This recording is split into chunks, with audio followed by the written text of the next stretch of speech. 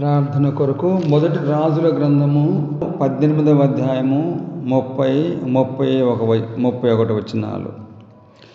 అప్పుడు ఏలియా నా దగ్గరకు రండని జనులందరితో చెప్పగా జనులందరూ అతని దగ్గరకు వచ్చిరి.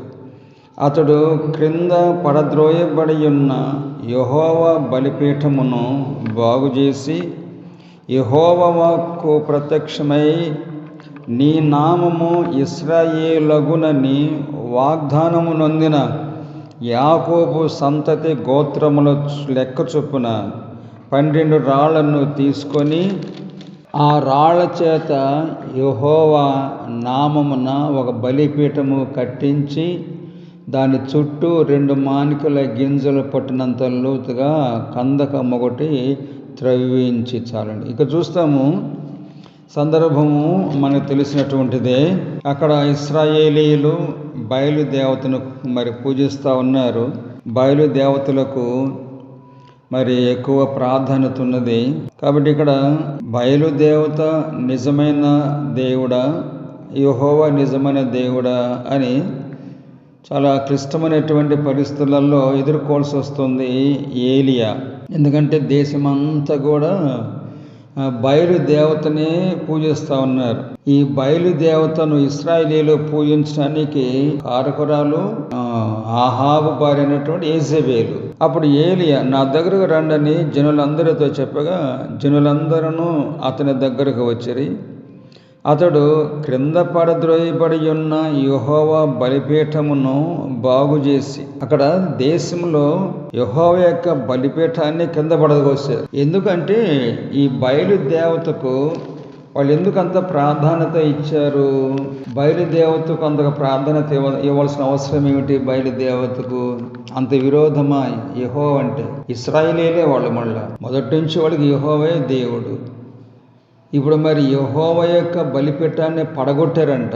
ఈ రోజులలో చర్చిస్ పడగొడుతున్నట్టుగా ఆ రోజులలో కూడా యెహోవా యొక్క బలిపీఠాన్ని పడగొట్టారు. ఎందుకంటే దేవుడు కాదంతే. ఎవరి దేవుడు అంటే, ఎవరి దేవత అంటే బయలే దేవత.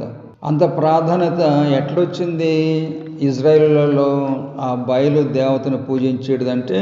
మొదటి రాజుల గ్రంథము 16వ అధ్యాయము 31వ వచనం. నెబాతు కుమారుడైన యెరోబాము జరిగించిన పాప క్రియలను అనుసరించి నడుచుకొనుట స్వల్ప సంగతి అనుకొని అతడు సీదోనీలకు రాజైన ఎద్బయలు కుమార్తె అయిన యెజెబెలును వివాహం చేసుకొని బయలుదేవతను పూజించుచు వానికి మ్రొక్కుచుండెను. ఏం జరిగింది ఇక్కడ? ఆహాబు అతను వివాహం చేసుకున్నాడు. వివాహం తీసుకున్న తర్వాత సరే, ఇప్పుడు వివాహం అయిపోయింది. సీదోనీలకు రాజైన, సీదోనీలకు రాజు. ఆ రాజు ఏం పేరు? రాజు కంటే ఎద్బయలు అనే పేరు అంటే. ఎద్బయలు అంటే అతను ఎందుకు ఆ పేరు పెట్టుకున్నాడు? ఆ రాజు అంటే తను ఒక అధిపతి కాబట్టి, అంటే మొదటి నుంచే తనకు చిన్నప్పటి నుంచి పేరు ఎద్బయలు అని పేరు పెట్టారు. ఆ రోజుల్లోనే సీదోనీయులు లేక అన్యులు వాళ్ళు బయలుదేవతను పూజించేవాళ్ళు. బయలు అంటే అధికారాన్ని ఆధిపత్యం అని. అందుకని ఇతనికి కూడా ఆ పేరు పెట్టారు ఎద్బయలు. ఎత్ అంటే తో అని అర్థం వస్తుంది. ఎత్ అంటే ఇప్పుడు విత్ అని ఉంటుంది కదా, అట్లాగనే ఎత్ అంటే తో అని వస్తుంది హెబ్రీ భాషలో. అప్పుడు ఎద్బయలు అంటే బయలుతో ఉన్నవాడు అని అర్థం అన్నమాట. అధికారితో ఉన్నవాడు లేక అధికారముతో ఉన్నవాడు అని అర్థం. అందుకని అతనికి ఎద్బయలు అని పేరు పెట్టారు. అట్లాగనే జరిగింది. చివరకు అతను సీదోనీయులకు రాజు అయ్యాడు. సీదోనీయులకు రాజు అయిన తర్వాత ఈ ఆహాబు ఏం చేశాడు? ఇశ్రాయేలీయులు అంతమంది ఉంటే వాళ్ళని చేసుకోవచ్చు కదా. అది కాకుండా సీదోనీయులకు రాజైన ఎద్బయలు కుమార్తె అయిన యెజెబెలుని వివాహం చేసుకొని, వివాహం చేసుకుంటే చేసుకోవద్దన్నారు.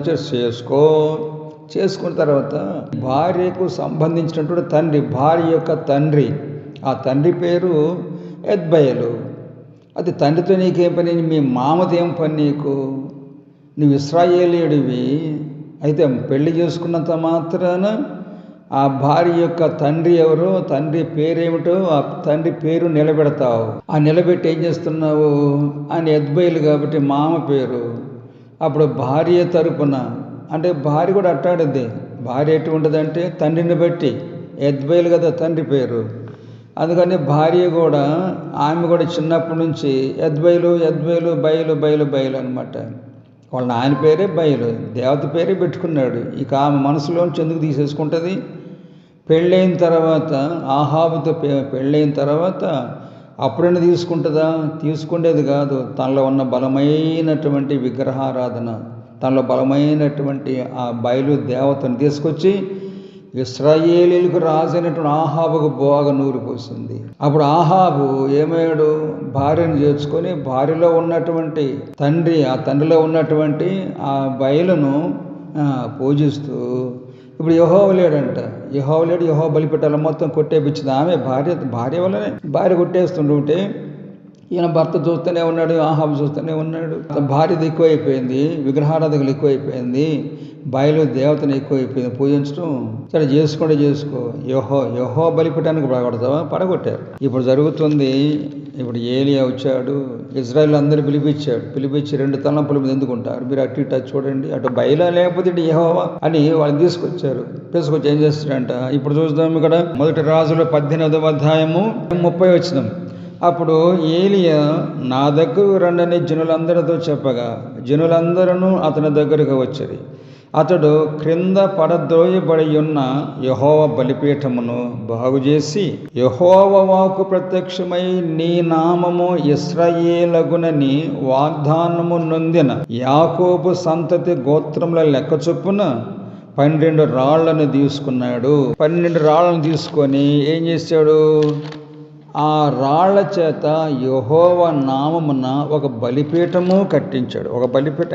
కింద పడద్రోయబడిన యెహోవా బలిపీఠాన్ని బాగు చేశాడు. ఈ 12 రాళ్ళు తీసుకున్నాడు. ఈ 12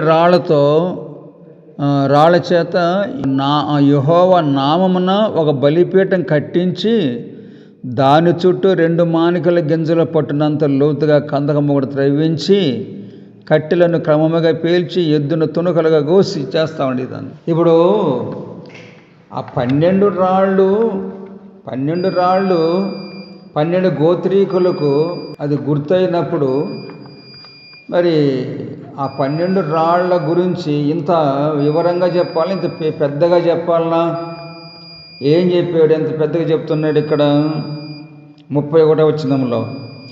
యెహోవా వాక్కు ప్రత్యక్షమై నీ నామము ఇశ్రాయేలు అగును అన్నాడంట, అని వాగ్దానం చేశాడంట. 12 గోత్రీకులు అంటే యాకోబు కుమారుడు సరిపోవును, లేక 12 గోత్రీకులు అంటే సరిపోవును. అటు కాకుండా 12 రాళ్ల గురించి చెప్పటంలో యాకోబు పేరు, మరి యాకోబు పేరు చెప్పేటప్పుడు ఉట్టి యాకోబు అని సరిపోకపోయిందా? అటు కాకుండా ఎంత పెద్దదో చూడు, సందర్భం చూడండి. అక్కడ చూద్దాం 31వ వచనంలో. యెహోవా వాక్కు ప్రత్యక్షమై, ఎవరికి ప్రత్యక్షమై?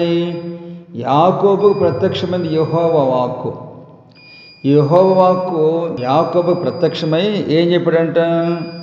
నీ నామము ఇశ్రాయేలగునని వాగ్దానము నొందిన యాకోబుని గురించి ఎంతగా వివరిస్తున్నాడంటే, ఎంత వర్ణిస్తున్నాడంటే, ఒకటి యాకోబు అంటంలే, లేక అబ్రహాము ఇస్సాకు యాకోబు అంటంలే, వాళ్ళ కుమారుడు అంటంలే. యాకోబుని గురించి ఏమన్నాడంటే ఇక్కడ, నీ నామము ఇశ్రాయేలగునని వాగ్దానమునందిన యాకోబు. నీ నామము ఇశ్రాయేలు అగును అంట. అయ్యేదేంది? నీ నామము ఇశ్రాయేలుగా మారుస్తానంటలే. నామం మార్చుకోవడం చాలా సులభం, పేరు మార్చడము ఏముంది? ఒక పేరు, ఇదొక పేరు సులభంగా మార్చుకోవచ్చు. చాలామంది వాళ్ళ పేర్లు మార్చుకుంటారు, కాకపోతే రికార్డులో మార్చుకోవాలా కొంచెం కష్టం. ఇప్పుడు ఆధార్ కార్డులో మార్చుకోవాలా కొంచెం కష్టం. అయినా మారుతుంటాయి పేర్లు, ఈజీగా మారుతాయి, పేర్లు ఈజీగా మారుతాయి. అట్ట కాదు, మారటం కాదు ఇక్కడ. నీ నామము ఇశ్రాయేలు అగును అన్నాడు. నీ నామము ఇశ్రాయేలు అగును అంటాడంట. ఏం నామమైన నామము? ఈ వాగ్దానం పొందిన నామేం నామము? యాకోబు. యాకోబు అనేటువంటి పేరు ఏమవుద్దంట? అది ఇశ్రాయేలు అవుద్దంట. అంటే ఆ పేరు కాస్త అవ్వాలి.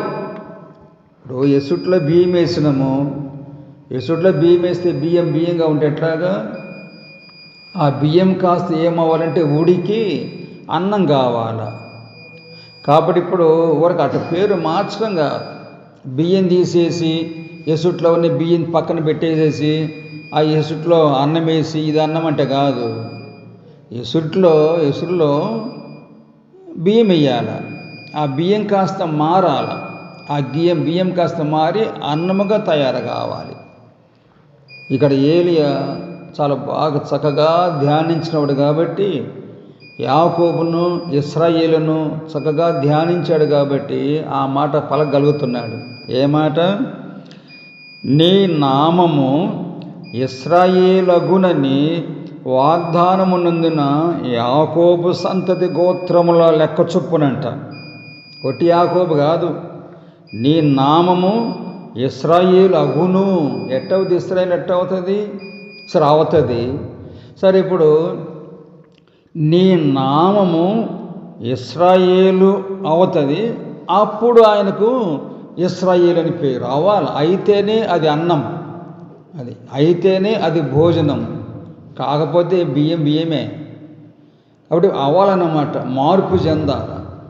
ఇప్పుడు యాకోబు అనేటువంటి ఆ పేరు లేకపోతే అది ఇశ్రాయేలుగా మారాలి అంటే మారాలి. అటువంటిప్పుడు ఇక్కడ నీ నామము ఇశ్రాయేలగునని వాగ్దానమునందున యాకోబు సంతతి. అది యాకోబు సంతతి 12 గోత్రీకులు. మామూలు సంతతి కాదు, మామూలు వాళ్ళ సంతతి కాదు. ఎందుకంటే యాకోబు తన మామ ఇంటికాడ వచ్చి పోయి సొంత ఇంటికి పోయేటప్పుడు, సొంత ఊరికి పోయేటప్పుడు దేవుడు చెప్పాడు, నేను తోడుకుంటా పొమ్మన్నాడు. ఆడ పోదామంటేనేమో అన్న ఉన్నాడు, విరోధేమో శత్రువుగా ఉన్నాడు, ఆయన భయంకరంగా ఉన్నాడు, ఎదురు చూస్తూ ఉన్నాడేమో. ఈ యాకోబు భయం వేస్తూ ఉంది. ఎదురుకు పోవడానికి చాలా కష్టం, చాలా చంపేస్తాడు మొత్తాన్ని, భార్య పిల్లలు మొత్తం చంపేస్తాడు, తన వాళ్ళు చంపేస్తాడు, పని వాళ్ళని చంపేస్తాడు. చాలా కష్టమైన పరిస్థితులు ఇక్కడ. అటువంటిది చావుకు లోనయ్యేటువంటి పరిస్థితులు ఉన్నటువంటి యాకోబు సంతానమును ఇప్పుడు ఏం చేశాడు? యాకోబు గెలుచుకున్నాడు, అంటే కాపాడుకున్నాడు, భద్రం చేసుకున్నాడు. ఎక్కడ? దేవునితో పోరాడాడు కాబట్టి. అక్కడ దేవుడు అడిగాడు, నీ పేరేమిటంటే యాకోబు అన్నాడు. ఇక నుంచి యాకోబు అనబడదు, ఇక నుంచి ఇశ్రాయేలు అనబడను. ఎందుకు? నీవు దేవునితోనూ మనుషులతోనూ పోరాడావు అన్నాడు. పోరాడాడు కాబట్టి ఇప్పుడు యాకోబు కాస్త ఇశ్రాయేలుగా మారాల. అది ఇక్కడ ఒకటి మాట ఉంది. ఇక్కడ ప్రత్యక్షమై నీ నామము ఇశ్రాయేలగునని వాగ్దానము పొందినటువంటి యాకోబు సంతతి. కాబట్టి వాగ్దానం చేశాడు దేవుడు యాకోబుకు, ఇక నుంచి నువ్వు యాకోబు కావు, ఇక నుంచి నువ్వు ఇశ్రాయేలు అవుతావని. సరే, ఇక్కడ నామం అంటే మీదకి ఇక్కడ నీ నామము ఇశ్రాయేలు అగునని అన్నాడు. నామం అనకపోతే పేరు అనొచ్చు కదా, సింపుల్గా నీ పేరు అనొచ్చుగా. దేవుడు అక్కడ అది చెప్పాడు, నీ పేరు. ఇక్కడైతే నామము అన్నాడు. ఇక్కడ నామమునకు పేరుకు చాలా తేడా ఉంది. నామం పేరుకు నామమునకు చాలా తేడా ఉంది, లోతైనటువంటి చాలా తేడా ఉంది. తేడా కానీ లేకపోతే ఏలియా పై వచనాలలో ఈ మాట పలకడు. ఏ మాట పలుకుతున్నాడు? ఇప్పుడు బయలుదేవతను పూజించేటువంటి వాళ్ళని పిలిపిస్తూ ఉన్నారు, ప్రజల్ని పిలిపించాడు. వాటి ప్రవక్తలను అంత పిలిపిస్తూ ఉన్నారు. పిలిపించే దగ్గర అంటాడు, అది 18-24 వచనంలో పేరు అనేదానికి నామం అనేదానికి చాలా లోతైనటువంటి వ్యత్యాసం ఉంది. చూడండి 24 వచనంలో, సరే పైన చదివితే అప్పుడు తెలుస్తుంది. 23లో మాకు 2 ఎడ్లని ఇవిడి వారు వాటిలో ఒకదానిని కోరుకొని దాన్ని తునకలుగా చేసి క్రింద అగ్ని ఏమీ వేయకుండానే దానిని కట్టెల మీద ఉంచవలను. రెండవ ఎద్దును నేను సిద్ధం చేసి క్రింద అగ్ని ఏమీ వేయకుండానే దానిని కట్టెల మీద ఉంచుదును. తర్వాత మీరు మీ దేవత పేరును బట్టి ప్రార్థన చేయడి. చూడండి, అక్కడ స్పష్టంగా ఉంది, మీ దేవత పేరును బట్టి ప్రార్థన చేయడి. నేనైతే యెహోవా పేరు కాదు, అక్కడ మీ దేవతకేమో పేరు, బయలా అది పేరు. మీ దేవత పేరును బట్టి ప్రార్థన చేయడి. నేనైతే యెహోవా నామమును బట్టి ప్రార్థన చేస్తానంటాడు. నేనైతే యెహోవా నామమును బట్టి ప్రార్థన చేస్తాను. అక్కడ వాళ్ళకి అర్థం కాలే. అప్పుడు అడిగేవాళ్ళు, ఏందయ్యా మాకేం పేరు అన్నావు, నీకేమో నామం అన్నావు అంటావేంటే? పేరు వేరు, నామం వేరు, రెండు ఒకటే ఒకలా చూస్తే. అయితే పేరుకున్నటువంటి అర్థం వేరు, నామము అనే దానికి ఉన్నటువంటి బలమైన అర్థం వేరు. ఎక్కువగా ఏంటంటే చాలామంది మనం అంటే ఏమిటంటే ఆ పేరు సార్థకం చేయమంటారు, పేరును సార్థకం చేయమంటాడు. అంటే పేరేంది ఊర పెడతారు, కొద్దిగా పేరు పెడతారు, ఏదో ఒక పేరు పెడతారు. అట్లా కాదు, దేవుని గ్రంథంలో బైబిల్లో ఒక పేరు పెట్టుకున్నారు ఇశ్రాయేలీలు అంటే ఉన్నది, వాటికి అర్థం ఉన్నది, తప్పకుండా అర్థాలు ఉన్నాయి. అర్థం లేకుండా ఏం పెట్టుకోరు, మళ్ళా కొట్టుకుంటే ఏది నోటికొస్తే పెట్టుకోరు, అర్థవంతంగా పెట్టుకుంటారు పేరు. కాబట్టి ఇప్పుడు పేరు వేరు, నామము వేరు. అంటే ఏంది, పేరే మామూలు పెట్టారనుకోండి, ఆ పేరుకు తగినట్టుగా ఎప్పుడైతే జీవిస్తారో అప్పుడు పేరు కాస్త దేనికి మారుద్ది అంటే నామానికి మారుద్ది. అదే యెహోవా అనే పేరు అట కాదు, యెహోవా నామము, యెహోవా నామము, యెహోవా నామం.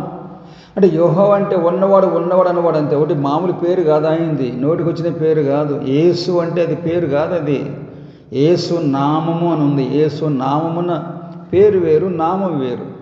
నామం అంటే తనకు పెట్టబడినటువంటి ఆ పేరేమిటో, ఆ నామం ఏమిటో, ఆ పేరు సార్థకం చేసుకుంటేనే ఆ పేరు కాస్త నామముగా మారిపోద్ది. అందుకని ఇక్కడేమో మీ దేవత పేరు అన్నాడు. అంటే మీ దేవత కాబట్టి అధిపతి అన్నాడు. అధిపతి అర్థం, అధిపతి బయలు అంటే అర్థం అధిపతి. ఏం అధిపతి?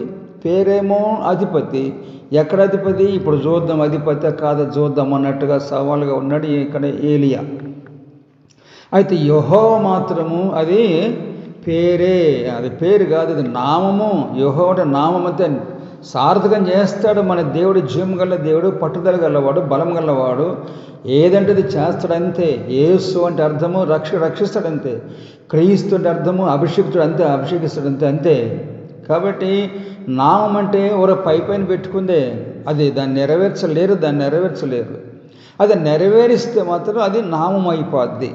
అటువంటి అప్పుడు ఇక్కడ యాకోబుని గురించి రాసేటప్పుడు 31వ వచనంలో యాకోబుని గురించి అన్నప్పుడు ఏలి ఏమంటాడు యాకోబు విషయంలో 31వ వచనంలో 18వ అధ్యాయం 1 రాజులు 18:31 యెహోవాకు ప్రత్యక్షమై నీ నామము అన్నాడు. ఎవరు ప్రత్యక్షమయ్యాడు? యాకోబు ప్రత్యక్షమయ్యాడు. ఇప్పుడు అక్కడ యాకోబుకు ప్రత్యక్షమయ్యి ఇప్పుడు ఏలి ఏమంటాడు?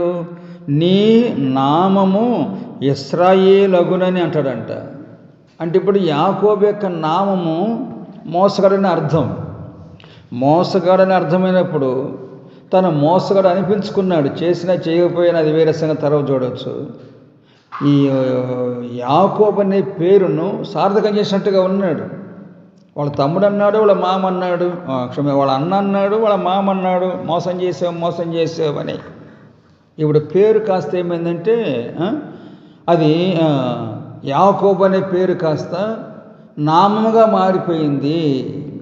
అలా జీవించాడు ఆయన అని సాక్ష్యం దాని గురించి ఉంది. మోసగాడండి. కాబట్టి పేరు కాస్త నామముగా మారిపోయింది, బలమైనటువంటిది. తన జీవితంలో అది నెరవేరింది కాబట్టి, నెరవేర్చినట్టుగా ఉంటుంది అటువంటి వాడు కాబట్టి పేరు కాస్త నామముగా మారింది. అందుకని ఇప్పుడు ఏమంటాడు 37వ వచనంలో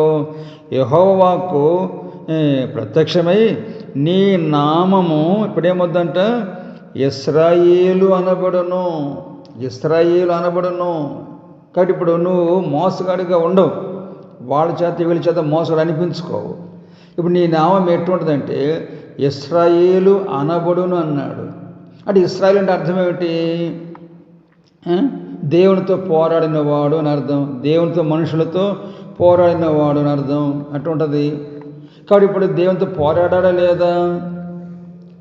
ఆ రాత్రి సమయంలో దేవునితో పోరాడాడు. ఎందుకంటే ప్రాణాపాయం వచ్చింది ఆయనకు, తనకు, తన పిల్లలకు, తన భార్యకు, పని వాళ్ళకు అందరూ కూడా తన అన్న చంపుతాడు. కాబట్టి చంపే పరిస్థితులు వస్తే ఇంకా ఎదురొస్తాడు, ఇంకా తెలుసుకున్నాడు, ఎదురొస్తున్నా చంపేసుకుని తెలుసుకున్నాడు. ఇప్పుడు ఏంటంటే చాలా భయంకర పరిస్థితులు. కాబట్టి ఇప్పుడు ఏం చేయాలా? దేవునితో పోరాడాడు. కాబట్టి దేవునితో పోరాడి పోరాడి పోరాడి పోరాడి తెల్లవారి లోపల దేవుని గెలిచాడు. అప్పుడు దేవుడు వాగ్దానం చేశాడు. వాగ్దానం చేసి నీవు ఇశ్రాయేలు అనబడుదువు. ఎందుకు? నీవు దేవునితో మనుషులతోనూ దేవునితో నువ్వు పోరాడినావు కాబట్టి నువ్వు ఇశ్రాయేలు. కనుక ఇప్పుడు ఇశ్రాయేలు అనే నామము అని. కాబట్టి ఇక్కడ నెరవేరకపోతేనేమో, అలా జీవించకపోతేనేమో పేరే, అది చెడ్డది కానీ మంచిది కానీ, అలా జీవిస్తే పేరు కాస్త బలంగా నామముగా తయారవుతుంది. కాబట్టి ఇప్పుడు యాకోబు అనే పేరున్నటువంటి ఆయన యాకోబుగానే ఉన్నట్టుగా ఉండి ఆ పేరు కాస్త నామముగా మార్చబడింది. ఇప్పుడు యాకోబు అనే నామం కాదు, ఇప్పుడు ఏలి అన్నాడు, నీ నామము అన్నాడు. అంటే యాకోబుని గురించే కదా. కాబట్టి ఇప్పుడు యాకోబు అనే పేరు కదా, ఇప్పుడు యాకోబు అనే నామం ఉన్నది. దాని కాస్త ఏం చేయాలి? ఇప్పుడు తను ఏం చేసుకోవాలి? ఇశ్రాయేలుగా మార్చుకొని రావాలి. ఇశ్రాయేలు అనే నామము రావాలి, మళ్ళీ పేరు కాదు. మళ్ళీ ఒకటి పేరు పెడితే అట్లా చాలామంది పేర్లు ఉంటాయి. ఇజ్రాయేల్ పేరు ఉంటుంది, దేవునితో పోరాడే, అసలు దేవునితో సహవాసమే చేయడు. ఎన్నో పేర్లు ఉంటాయి. ఆ పేర్లకు తగ్గట్టు ఉంటారా? ఏదో నోటికి వచ్చి పెట్టేస్తున్నారు, ప్రాధాన్యత పెడతారు, ఏదో దైవజనులు పెడతారులే, అట్లా ఉంటారు, జీవిస్తారా? లేదు. ఇప్పుడు అది నామం కాదు, అది పేరే, ఒట్టి పేరే. కాబట్టి ఇప్పుడు పేరును సార్థకం చేసుకున్నప్పుడు అది నామముగా బలంగా మారిపోద్ది. అందుకనే వాళ్ళు అక్కడ ఏమన్నాడు? మీ దేవత పేరును బట్టి మీరు ప్రార్థన చేయండి, నేనైతే యెహోవా నామమును బట్టి ప్రార్థన. అది ఎంత తేడా ఉంది అక్కడ. నేనైతే యెహోవా నామమును బట్టి ప్రార్థన చేస్తానంటాడు. కాబట్టి యెహోవా. కాబట్టి ఈయన ఏలి అంటే అర్థం ఏంటంటే యెహోవా రక్షకుడు అని అర్థం. యెహోవా రక్షకుడు, రక్షించేవాడు, రక్షిస్తాడు యెహోవా. కాబట్టి ఇప్పుడు ఇశ్రాయేలీయులను ఆ బయలు నుంచి రక్షించాలి. తర్వాత ఇప్పుడు కూడా ఈయన రక్షించబడాలి. ఛాలెంజ్ చేశాడు. అంటే ఏమిటంట, మీ బలిని అగ్ని ఇస్తే అంగీకరిస్తే మీ దేవుడు గొప్పడనుకుంటా పదండి అన్నాడు. అట కాదు, నేను బలి చేస్తా, నేను బలార్పణ ఇస్తా. అది నా బలార్పణ ఎటువంటి తెలిసిన, చుట్టూ నీళ్లు పోస్తా, నా బలిపీఠం చుట్టూ నీళ్లు పోస్తాను, అంతా మొత్తం తడిపేస్తాను, అగ్ని రావాలా. చూడండి ఎంత విశ్వాసం, ఎంత పట్టుదలో. ఇప్పుడు అటు ఛాలెంజ్ చేసి దేవునితో ఎంత పోరాడు ఉంటాడు. ఇప్పుడు ఈయన ఏలియా దేవునితో ఎంత పోరాడు ఉంటాడు. నీళ్ళు పోయటం కాదు, రమ్మంటే పిలవటం కాదు. ఆ అగ్ని రాకపోతే ఏమో అలా ఏలియా కూడా బయలుదేవతను పూజించాల్సిందే, మొత్తం బయలుదేవతను పూజించాల్సిందే. చాలా అపాయకమైన పరిస్థితులు ఉన్నాడు ఇక్కడ. అందుకని ఏలియా పోరాడాడు, దేవునితో పోరాడాడు. కాబట్టి ఆయన పేరు తగ్గట్టుగానే ఇశ్రాయేలును రక్షిస్తున్నాడు ఆ దేవతల నుండి. తను రక్షించబడ్డాడనమాట. యాకోబు యొక్క పేరు యాకోబు నామముగా మారిపోయి ఇప్పుడు ఇశ్రాయేలు అనేటువంటి పేరు మాత్రం కాకుండా ఇశ్రాయేలు నామము. కాబట్టి దాని రుజువు ఏంటి? ఇప్పుడు ఏలియా ప్రార్థన చేసిన, బలమైన ప్రార్థన చేసినట్టుగా దాని రుజువు ఏమిటంటే అగ్ని దిగి రావటమే రుజువు. దేవునితో పోరాడాడు, ఈ సమయంలో నాకు సాయం చేయాలి నువ్వు అన్నట్టుగా బలంగా ప్రార్థన చేసినాడు. కాబట్టి దాని రుజువుగా అగ్ని వచ్చింది. అప్పుడు దహనబలిని కాల్చేసింది. అంతే, రుజువు జరిగింది. ఇక పట్టుకో బయలుదేవతని పూజించే వాళ్ళు ఎవరి దగ్గర రమ్మన్నారు. వాళ్ళందరూ తీసుకుపోయి చంపెట్టేసినాక అయిపోయినట్టుగా. ప్రార్థనకు ప్రతిఫలం ఉన్నది, కనపడుతుంది అక్కడ. అట్లాగనే యాకోబు కూడా అంతే.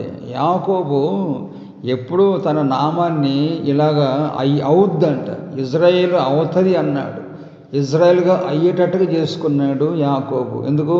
ప్రార్థన, దేవునితో పోరాడాడు. ఆ పోరాటానికి రుజువు ఏమిటంటే, పోరాడిన ప్రతిఫలం ఏమిటంటే ఈ 12 రాళ్లే.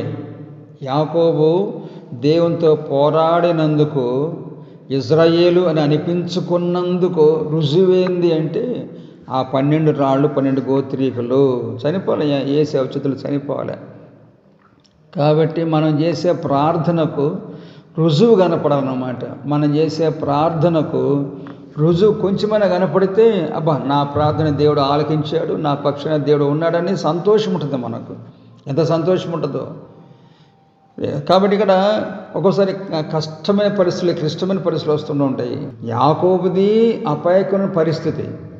ఏది నేను ముందు పోతుండో ఆయన వాళ్ళ అన్న వస్తా ఉన్నాడు, మధ్యలో ఇంకేమైంది, కొద్ది టైమే ఉంది చంపడానికి, వాళ్ళ అన్న చంపడానికి, వీళ్ళు చావటానికి. అటువంటి టైంలో గెలుచుకున్నాడు ఆయన. ఇప్పుడు ఇక్కడ ఇజ్రాయేలీలు అందరూ వచ్చినారు, అటు బయలు దేవతలను పూజించే వాళ్ళు వచ్చారు, అందరూ ఉన్నారు, మొత్తం ఉన్నారు. అది కానీ ఫెయిల్ అయింది అనుకో, అయిపోయా ఏలియా పని, ఇజ్రాయేల్ అందరి పని కూడా. అటువంటి పరిస్థితులలో గెలుచుకున్నాడు ఆయన, దేవుడితో పోరాడాడు, రుజువు చూపించాడు అన్నమాట. అట్లాగనే మన ప్రార్థనలో కూడా కుటుంబం తరపున కానీ, సంఘ తరపున కానీ ఏదైనా సరే ఒక రుజువు కనపడితే సంతోషం సంతోషం సంతోషం అట్లా. కాబట్టి ఎన్నో అనుభవాలు మన జీవితంలో ఉండొచ్చు. సరే, మామూలు సామాన్యంగా జరగకపోయినా పర్లేదు అనుకుంటాంలే, తీసేస్తాంలే, ఎందుకు తీసేసుకోవాలి? చూడు కొన్ని అపాయకరమైన పరిస్థితులు వస్తాయి, ఇబ్బందికరమైన పరిస్థితులు వస్తాయి, కష్టమైన పరిస్థితులు వస్తాయి. అటువంటప్పుడు పోరాడినప్పుడు ప్రతిఫలము కనపడినప్పుడు సంతోషం మనకు. కాబట్టి మన ప్రార్థన ఎలాగ ఉండాలంటే, దానికి ప్రతిఫలం అనేటువంటిది మనము చూసినట్లుగా మనం ప్రార్థన చేయాలి. మనకు ప్రతిఫలము దేవుడు ఇచ్చేటట్టుగా ప్రార్థన చేయాలి, గట్టిగా ప్రార్థన చేయాలి, బలంగా ప్రార్థన చేయాలి, అవసరం వచ్చి ప్రార్థన చేయాలి, నిజంగా ప్రార్థన చేయాలి. అప్పుడు దేవుడు దానికి ప్రతిఫలముగా ఇస్తున్నప్పుడు, ప్రతిఫలం కనపడుతున్నప్పుడు అప్పుడు సంతోషంగా ఉంటాం. అది ప్రార్థన ప్రతిఫలం. అటు ప్రార్థన చేస్తాము, అటు మాట చేస్తాము, అప్పుడు మన పేరు మోతం పోయి అప్పుడు నామానికి వచ్చేస్తాము అట్లాగా. కాబట్టి పేరు ఉంటుంది, ఒకటి పేరు కదా, నామంలోకి మార్చుకోవాలి మనం, అట్ట ఉండాలి. అట్లాగా దేవునితో పోరాడి మనం సంపాదించాలి. ప్రార్థన చేస్తాము, చేయండి ప్రార్థన ఏమేమి అవసరాలు ఉన్నాయో వాటి ఒకటి ప్రార్థన చేస్తాము, క్లుప్తం చేయండి అలాగా.